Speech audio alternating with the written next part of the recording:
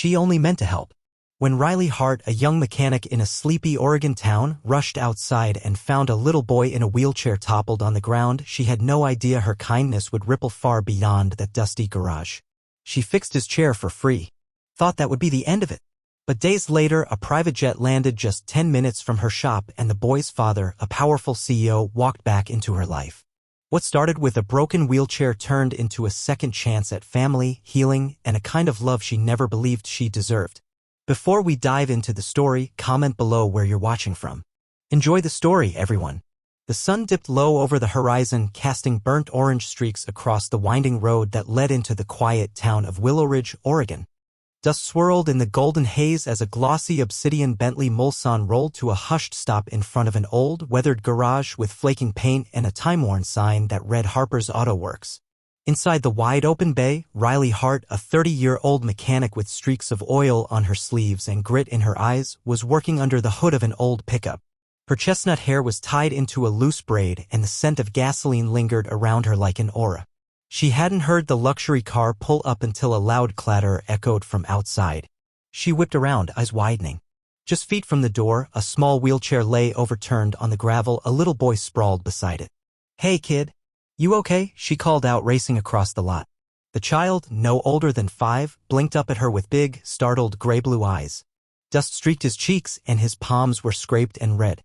Riley knelt beside him, brushing dirt from his brow. "What are you doing out here by yourself? Who lets a little guy like you roll near a road?" Before he could respond, the slam of a car door sliced through the air. "Eli," a deep voice called out. A tall man came sprinting from the direction of the gas station across the street. His designer shoes hit the gravel hard, his blazer flying open behind him. He stopped, face paling as he took in the sight. "Eli, are you okay? Are you hurt?" he asked breathlessly, dropping beside the boy. "I'm okay, Dad," the boy replied, eyes wide with guilt. Riley stood, crossing her arms. "Is this your kid?" The man looked up, wary. "Yes." "Who are you?" "The person who just made sure he didn't crack his skull," she snapped. "You left him alone in the car." "It was just for a moment," he said defensively. "I went in to grab some snacks." He must have figured out the door lock. "Are you out of your mind?" Riley cut in. "You don't leave a disabled child unattended. Not by a road, not anywhere." The man stood, bristling. "I said it was a mistake. I don't make a habit of it." Eli tugged at Riley's shirt, peering up at her. "It's okay. Dad didn't mean to. I just wanted to look at the cool cars in your shop." Her tone softened as she glanced at the boy, still seated in the gravel. "You like cars, huh?" Eli nodded. "I love engines. My chair has wheels too." "Look," he added, pointing proudly at the wheelchair, still tipped over. Riley knelt again, inspecting the damage. The alignment was off and the brake lever bent. She sighed. "Your ride's seen better days." She looked up at the man, still shifting uncomfortably. "He's okay. But this thing's not. I can fix it up for now so he's not struggling." "Won't cost you anything," Riley said. The man blinked, surprised. "You don't need to, I know," she interrupted. "But I want to. For him." Eli smiled. Riley lifted the chair upright and gently scooped him into her arms. "Okay with a lift, champ?" "Yep," he chirped. She carried him into the garage and placed him on a tall rolling stool near her bench. Then she turned to the man. "You can come in too. The heat's brutal and your car's baking out there. Might as well cool off while I work on it." The man hesitated, then stepped in, the tension shifting to something quieter, like the hush after a summer storm. "I'm Grant Walker," he said eventually, watching her reach for tools. "Grant Walker." Riley didn't glance up. "Riley Hart. And try not to repeat this mistake, Grant." Silence fell again, broken only by the soft click of her wrench and the slow spin of a desk fan. Eli watched her, beaming. "I think you're amazing," Eli piped up. Riley smiled for the first time that day. "Thanks, kid. I think you're pretty great too." And so it began, in the glow of old fluorescent lights, amid the smell of grease and gears. 3 strangers crossing paths over a broken wheelchair, a few sharp words, and the quiet kindness of a woman with calloused hands and a fierce heart. The drill buzzed softly as she adjusted the bent axle. Sunlight filtered through the cracked windows of Harper's, catching on the metal surfaces and worn walls. Eli, legs swinging from the stool, pointed to a chipped red wrench. "What's that one called?" "That's Old Red," she grinned. "Fixed my first engine with it when I was 17. I refused to give up on that bike." Eli laughed, his voice bright and bubbling. "I want to fix stuff too. Maybe one day I'll build a robot that can fix my chair by itself." Riley raised an eyebrow, wiping her hands on a rag. "A robot mechanic, huh?" Sounds like I might be out of a job. I'll make sure it helps you, not replaces you, he promised earnestly. Grant leaned quietly against the garage doorway, arms crossed. His expression had shifted. Gone was the corporate stiffness he'd arrived with. Now, there was something softer in his eyes. Something moved in him watching the way this woman, this complete stranger, interacted with his son so effortlessly. You're really good with him, Grant said at last, voice quiet. Riley glanced over, giving a half-smile. He's a cool little dude. Big imagination.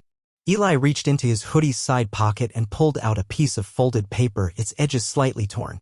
I made this earlier, he said, suddenly shy, but I want you to have it. Riley bent down and carefully took the paper. She unfolded it, revealing a vibrant crayon drawing.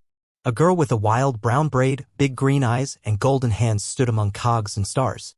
At the top, written in a child's uneven scrawl, were the words, "The girl with the golden hands." Her throat tightened. You really drew this for me? Eli nodded. Because you fixed my chair. And you were nice. My mom used to say people like you have golden hands, he added. She said they make broken things better. Riley's eyes flicked to Grant, whose expression had turned unreadable, his jaw clenched slightly, gaze distant. Thank you, Eli, she whispered. This is the best thing anyone's given me in a long time. She turned to the corkboard behind her workstation and pinned the picture right between a faded calendar and a parts catalog. For a moment, the garage felt warmer, like something inside it had begun to glow. Grant stepped forward, clearing his throat. I know this might sound weird, but have you ever thought about working with kids? With someone like Eli? Riley tilted her head. What exactly are you asking? He hesitated, then met her eyes. Eli's usual aide left about a month ago. Since then, it's been just me balancing work and taking care of him full-time. He needs someone who sees him. Not a task. A person. You want to hire me? She asked. To spend time with him? Talk about robots and engines and just hang out.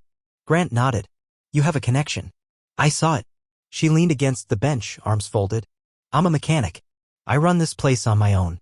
I'm not a babysitter. I'm not asking you to babysit, he said gently. Just to be present. Riley looked at Eli, who was spinning a small wrench in his lap, completely engrossed. Maybe, she said slowly. Maybe I could try it. A few hours, a few days. See what happens. That's all I'm asking. He handed her a sleek business card. If it works out, we'll make it flexible. I can drop him off or have someone drive him, whatever works. Riley studied the card. Her eyes landed on the embossed lettering. Grant Walker, CEO, Nova Sky Technologies. Her brow arched. So that's why you've got the rolling palace out front. He shrugged lightly. I try not to advertise. The moment people hear CEO, they start treating you like a bank. I can imagine. Grant extended a hand. Thank you for today. Really? Riley shook it firm, short. Don't thank me. Just do better next time. A quiet chuckle escaped him, the first she'd heard. Fair enough. After they left, silence settled over the garage again. Riley stood looking at the drawing on the corkboard, her fingers brushing its edge. The girl with the golden hands. She turned back to her bench, but her eyes kept drifting to that wall. Something had changed. Not just in her afternoon, but in her world. Engines rumbled across the morning sky as a sleek private jet touched down at Oakdale Regional Airstrip, a tiny landing strip just outside Willowridge. It wasn't a place that usually welcomed the rich and powerful, but this morning was an exception. The jet taxied to a stop with elegant precision. Grant Walker stepped out, dressed sharply in a tailored navy suit, the cool breeze tugging at his tie. He spotted a black SUV waiting just past the tarmac. His shoulders relaxed ever so slightly. 2 days in Chicago. Stale boardrooms, business jargon, corporate faces pretending to care. But here, with every step back toward Willowridge, the tension inside him seemed to loosen. By mid-morning, the SUV rolled up outside Harper's Auto Works. The bell above the door chimed as he walked in. Eli sat perched on a tall stool, coloring with a set of crayons. His face lit up. Daddy! Grant crossed the room in 2 strides and swept him into a hug. I missed you, champ. Riley looked up from under the hood of an old Bronco, her braid falling over one shoulder, a smear of grease on her cheek. She pulled off her gloves, visibly surprised to see Grant so soon, especially stepping out of a luxury SUV after flying in. You flew in? She asked, raising an eyebrow. Grant offered a small smile. Had to check in. On Eli. And you. She squinted at him. Didn't you say you like staying under the radar? I do. But sometimes the jet's just faster. She didn't answer, just gave him a look that said you're something else. Grant cleared his throat. I was thinking maybe you'd be open to stopping by the house sometime. We could talk more about what your role with Eli might look like, long-term. And, well, maybe have dinner. Riley hesitated, then looked at Eli, who grinned up at her with hopeful eyes. Will there be dessert? He asked. She sighed, cracking a smile. If there's pie, I'll consider it. That evening, Riley followed Grant's directions up into the hills just north of Willowridge. When his estate came into view, her breath caught. The house was sleek and modern, built from glass, cedar, and stone, glowing in the warm blush of sunset. A curved driveway wound around a fountain lined with trees lit softly from below. A valet opened the front gate. Riley drove her weathered truck through, feeling it rattle slightly as it joined a row of polished sedans. At the front door, Eli was already waiting, his shirt tucked in, hair brushed neatly. You came, he beamed. Riley knelt and hugged him. You said there'd be pie. I couldn't resist. Grant stepped into the doorway. We made apple. I didn't bake it myself, I know better than to try. Inside, the house smelled like cedarwood and fresh lemon. The decor was minimalist but warm, soft lighting, natural textures, a quiet elegance. Riley tried not to gawk, but it felt like walking into a magazine. Dinner was served on a patio behind the house, overlooking rows of trees and distant lights twinkling below. As twilight deepened, string lights flickered to life above the table. Grant poured her a glass of wine. Thanks for coming. Riley studied him. I'll be honest. This isn't really my world. I don't belong here. He shook his head. You belong where you're valued. Eli knows it. I do too. She looked away. You're not trying to buy your way into something, are you? His expression softened. No. I'm not asking for anything but time. Time with Eli. And maybe, time to see where this goes. If that's something you want too. Eli leaned into her arm, small fingers grasping her sleeve. Please don't stop coming. Riley's chest tightened. After dinner, they moved inside, where Eli dozed off on the couch beside her. Grant spoke quietly about his past, how he lost his wife to cancer, how he built his company alone, and how none of it mattered without someone to share it with. Riley listened silently, letting her walls lower bit by bit. When the stars glittered bright above the trees, she looked down at the sleeping boy curled against her and then at the man beside her. I think I can stay a little longer, she said softly. Grant nodded, something warm flickering in his gaze. And just like that, laughter began to echo through a home that had once known only quiet. A few days later, the Willowridge Community Park was quiet and sun-dappled. Riley sat cross-legged on a picnic blanket beneath a wide oak tree, a toy helicopter resting in her lap, her well-worn toolbox beside her. Eli watched eagerly. Do you think it'll fly again? With a little patience and elbow grease, anything's possible, she said, adjusting a rotor blade. What started as short play visits had turned into a regular ritual. Twice a week, they came here to build, play, and simply be. Sometimes they fixed toys. Sometimes they just watched ducks drift across the pond. And sometimes Grant joined them. Lunch delivery, Grant called, approaching with a brown paper bag. Riley glanced up with a grin. Let me guess. Turkey sandwiches? He chuckled, settling beside them. If it's not broken. Iced tea, she asked. And apple juice for Eli, he said, holding it out. See? I'm learning. She took the cup, surprised. You pay attention. As they ate, Riley flicked a switch on the toy. The helicopter lifted for a second, then spun out and landed with a flop. Eli clapped. It flew. Sort of. Riley laughed. Next time we'll get it to hover. They ate under the trees, the warm breeze rustling the leaves. And for a little while, it felt like the world paused for them. Then Eli looked up and said, You know what I like most? When it's the three of us. It feels like a family. I mean it, Eli said, looking between them. It feels warm. Like home. The word landed heavier than Riley expected. She glanced at Grant and caught the way he looked at her. Steady. Kind. Quietly certain. I never really had that, she admitted. A family like this. My folks died when I was 16. After that, it was just foster homes. I never stuck anywhere long. Eli reached for her hand. I'm sorry, Miss Riley. She blinked, then smiled gently. Thank you, honey. Grant watched them, something shifting in his expression. The connection was undeniable. He pulled a small plastic container from the bag. Pie. Like last time. Riley raised an eyebrow. Bribery, Mr. Walker. He grinned. Maybe. Is it working? She chuckled, taking a bite. As the sun dipped behind the hills, Eli dozed off with his head in Riley's lap. She smoothed his hair softly. He's a good kid, she whispered. He's everything, Grant replied. They sat like that in silence, wrapped in something fragile and real. Still, Doubt gnawed quietly at Riley. Grant was polish and control. She was grit and second chances. They lived in different worlds. She looked down at Eli, then up at Grant. Her heart skipped, but she forced herself not to hope. And yet, maybe, just maybe, she was already part of something she'd never believed could be hers, a family. That afternoon, storm clouds rolled in without warning, darkening the skies over the Walker estate. Grant had just returned from a business meeting when his assistant buzzed his phone. "Sir, there's someone here insisting on seeing you. She says her name is Vanessa Walker." He froze. It had been over 4 years since Vanessa had disappeared after the divorce, after signing away custody of Eli, after saying motherhood was incompatible with her lifestyle.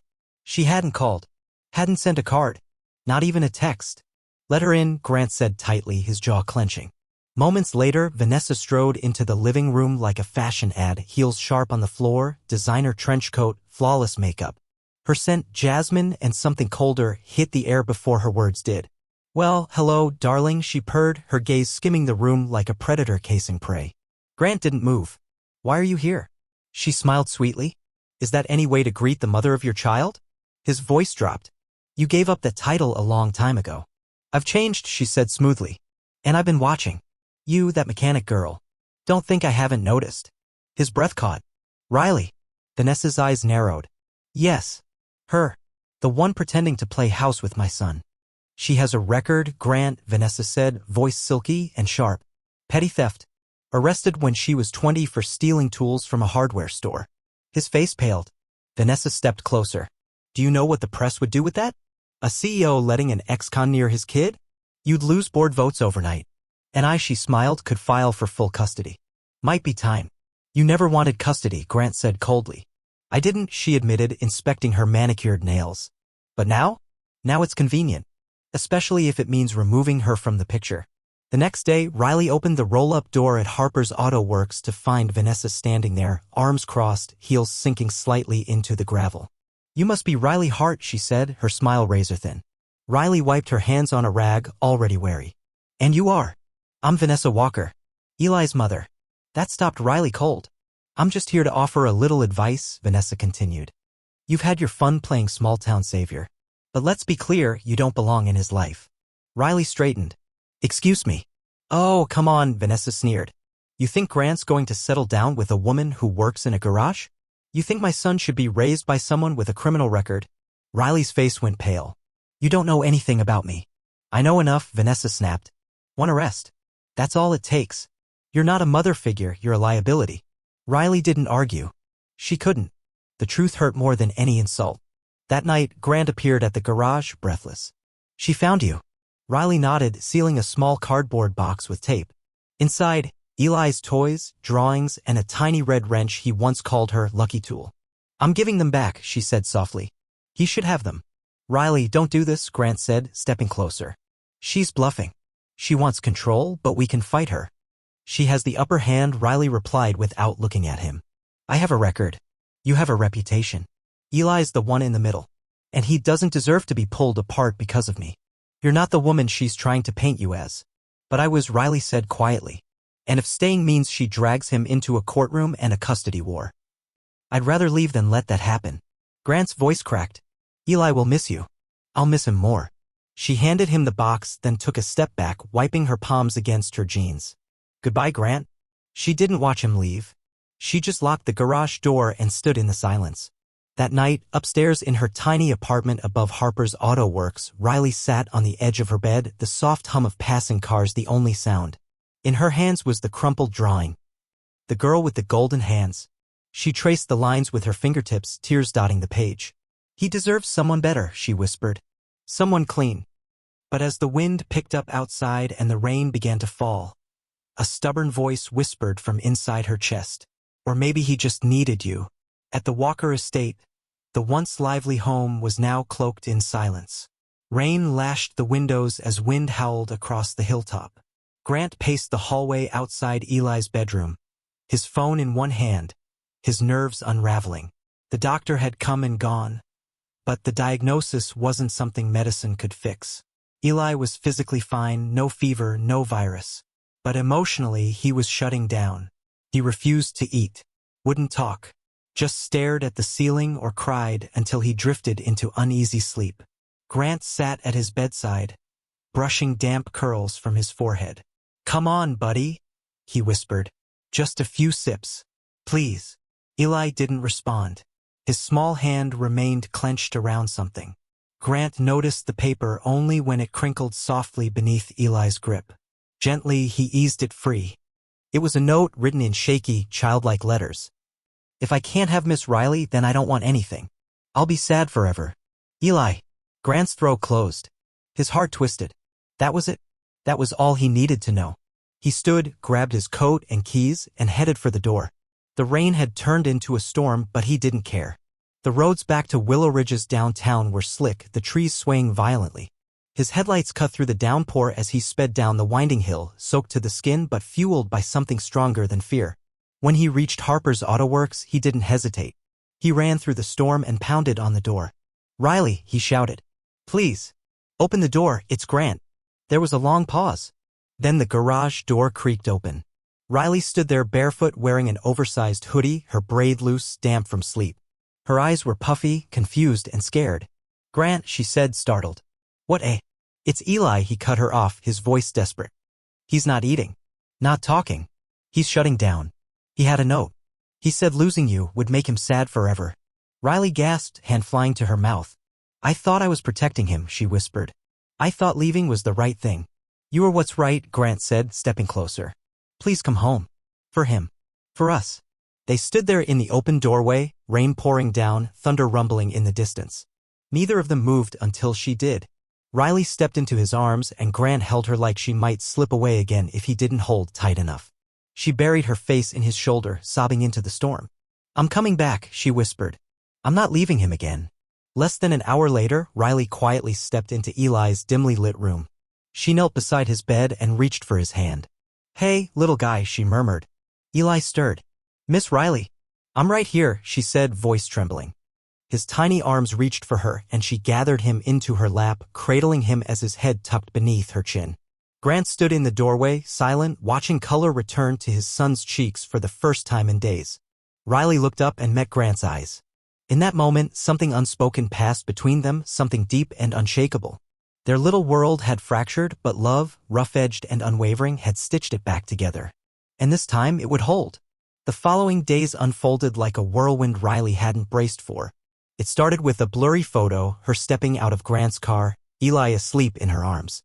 The headline blazed across entertainment sites by morning. "Billionaire CEO and the small-town mechanic, a secret romance?" The tabloids had a field day. They painted her as a gold digger with a criminal past. The garage girl who bagged a billionaire. Every truth was warped, every word twisted. Riley stood in the cramped bathroom above Harper's, staring at her cracked phone screen. The comments burned. "She's just using him. Where was she when he built his empire? Bet she's after the kid's inheritance." Her hands trembled. The old shame returned, dark and familiar. Then came Vanessa again. But this time she didn't wear perfume or heels. She came with fire in her eyes and a manila envelope in her hand. Riley was locking the garage when she appeared from around the corner, voice cold as ice. "You should have stayed gone." Riley turned slowly. "What is it this time?" "Legal warning," Vanessa said, holding up the envelope. "I've got attorneys who'll eat you for breakfast. Walk away or I'll see to it that your entire life gets chewed up and spit out in court." Riley's voice was barely above a whisper. "Eli doesn't want you." Vanessa smirked. "He's 6. He doesn't know what he wants. He wants marshmallows for lunch." Then maybe came a voice behind her, "You should let him speak for himself." They turned. Eli sat in his wheelchair in the doorway. Grant stood beside him, one hand gently resting on his son's shoulder. Eli looked directly at his mother. "I don't want to live with you," he said firmly. "I don't love you the way I love her. She's my family." Vanessa's expression faltered for a heartbeat. Then fury replaced it. "You think this is over?" she hissed. Grant stepped forward, voice calm but razor-sharp. "It is. You left. You signed custody away.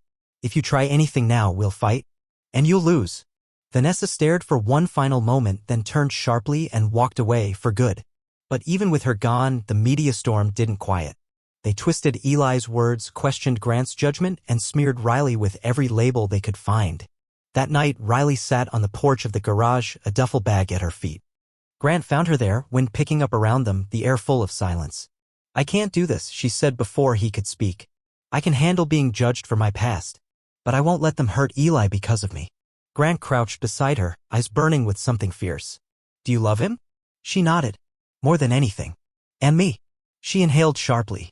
She hadn't said it yet, not even to herself. But the truth had taken root deep inside her.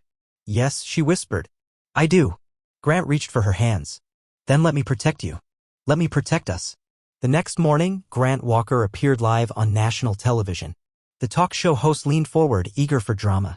Mr. Walker, there are rumors. Some are calling her a gold digger. Others say she's manipulating your son. Grant didn't flinch. He looked directly into the camera.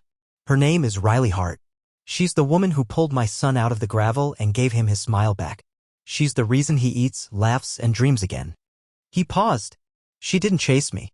She didn't want anything from me. In fact, she tried to leave to protect us. The audience was silent.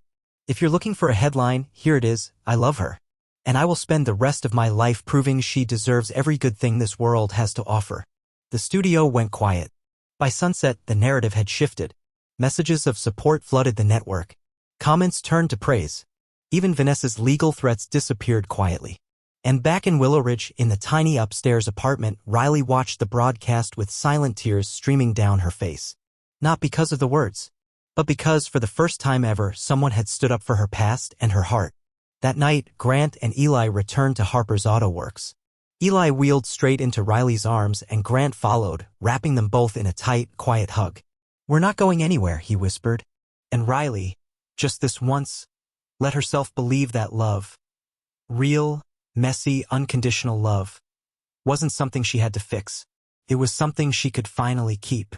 1 year later, beneath a soft spring sky, Riley Hart became Riley Walker in a simple wedding held behind the garage where everything had begun. No chandeliers, no photographers, just the people who mattered, laughter that carried across the field, and a wooden arch draped in wildflowers. Hand-built by Grant and Eli. Eli, now 6, walked proudly down the aisle using a silver walker, something no one thought possible a year earlier. Months of therapy, encouragement, and fierce love had given him that strength. He carried the rings in a little metal box he had made with Riley. Before handing them over, he grinned and whispered, "Don't drop them, Dad." Riley wore a borrowed lace dress, daisies in her braid. Grant, wearing a vest and rolled-up sleeves, looked like he'd never smiled wider. Their vows were quiet, simple, and true. I never believed in second chances, Grant said, voice thick, until you. I never thought I could belong to something whole, Riley whispered, until both of you. After the kiss, the guests cheered. Eli clapped louder than anyone. In the months that followed, their lives settled into a rhythm as warm and grounded as the earth beneath them. Together, they opened Fix It Forward, a community workshop and support center near the garage where kids with disabilities came to build, repair, explore, and dream. Riley taught them to use tools. She showed them how to turn scraps into treasures and broken things into brilliant ones. Eli became her proud assistant and the soul of the space, welcoming every newcomer with a joke, a crayon drawing, or a shared snack. My mom taught me how to build, he'd say proudly. She can teach you too. Grant handled the logistics, the planning, and the growth, but always made time to show up during open hours, sleeves rolled up, sitting cross-legged with kids on the workshop floor. Their home was modest but full of laughter and light. The kitchen always smelled of cinnamon and fresh bread. The old garage, once quiet and worn, now echoed with the sounds of small hands hammering, wheels spinning, children laughing. Every evening, as the sky turned golden and the town slowed down, the three of them would sit on the porch swing, Eli curled beside Riley, Grant's arm resting behind her shoulders. One night, Eli looked up at the stars and said, "I'm glad my chair broke." Riley looked down, smiling. "Why's that, sweetheart?" "Because if it didn't," he said, "I might have never met you. And we wouldn't be a family." Grant pulled them both closer. "Sometimes," he said, "the best things start with something broken." And the porch creaked gently under the weight of something rare and beautiful. Family not born from perfection, but from love, built to last.